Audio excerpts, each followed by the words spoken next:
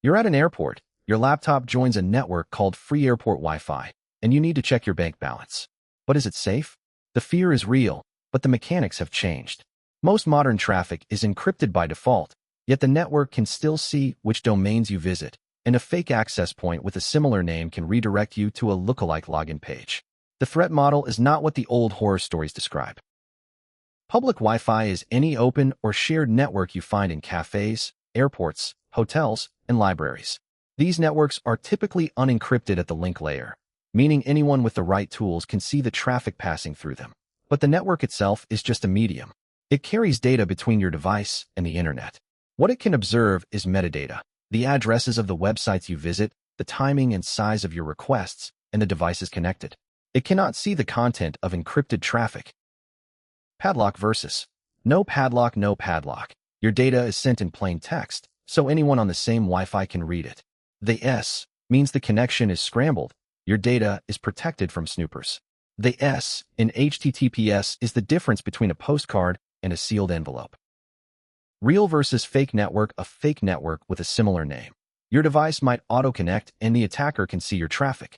The official network name posted by the cafe. Always ask staff if unsure. Always confirm the exact network name with the venue. Don't guess. VPN on versus off. The network can see which websites you visit, even if it can't read the content. The network only sees that you're connected to a VPN, not which sites you visit. A VPN hides your browsing history from the Wi-Fi owner, not from the websites themselves. For browsers, Chrome, Firefox, Edge, Safari, modern browsers automatically warn you before visiting unencrypted sites and block many known phishing pages. Older browsers lack these protections. For messaging, WhatsApp, Signal, iMessage, these apps encrypt your messages end-to-end, so even the Wi-Fi network can't read them. SMS is not encrypted and can be intercepted. For email, Gmail, Outlook.com, ProtonMail, major webmail services use HTTPS by default, protecting your login and emails. Older email setups may not encrypt your password. Is this website secure? A padlock icon in the address bar, and the address starts with the link in the description at the top of your browser, next to the website address. That means your connection to that site is encrypted, so others on the same Wi-Fi can't read what you type or see. Am I on the right Wi-Fi network? The exact network name displayed on a sign or told by staff in your device's Wi-Fi settings under available networks. That means connecting to the correct network reduces the risk of joining a fake one with a similar name. Is my phone set to auto-join networks? A setting called auto-join or ask to join networks in your phone's Wi-Fi. Public Wi-Fi is completely unsafe. Hackers can steal everything. That is not true. This was true in the early 2000s when most websites didn't encrypt traffic, but now the vast majority of sites use HTTPS, which scrambles data. Modern browsers also warn you before you visit an unencrypted site, so the risk is much lower. Public Wi-Fi is risky only if you visit unencrypted sites or ignore browser warnings. A stranger on the same Wi-Fi can see which websites you visit. That is true. Even with encryption, the network can see the address of the website you're connecting to, like bank.com, because that part is not hidden. They can't see the content of your pages or passwords, but they can build a profile of your browsing habits. You're at an airport and check your email. Someone on the same network could see you visited gmail.com, but not what was in your inbox. A VPN makes you completely anonymous and safe. That is not true. A VPN hides your activity from the Wi-Fi network, but the VPN company itself can see what you do, and it doesn't protect you from phishing sites or malware. You're only as safe as the websites you visit and the apps you use. A VPN is a privacy tool, not a security shield. It doesn't stop you from typing your password into a fake site. Using a fake Wi-Fi network with a similar name can expose your data. That is true. Attackers can set up a network called coffeeshop_free when the real one is coffeeshop_free_Wi-Fi. If you connect to the fake one, they control it and can redirect you to fake login pages that steal your passwords. You're at a hotel and see two networks with almost the same name.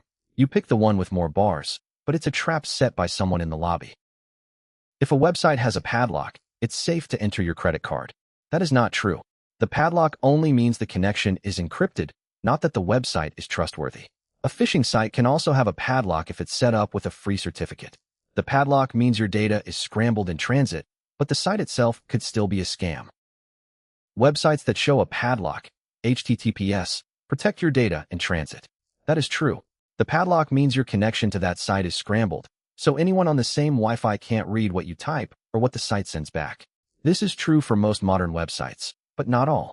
You log into your bank's website and see the padlock. Your password is safe from snoopers on the same network. Using public Wi-Fi for banking is fine if you don't see anything weird. That is not true.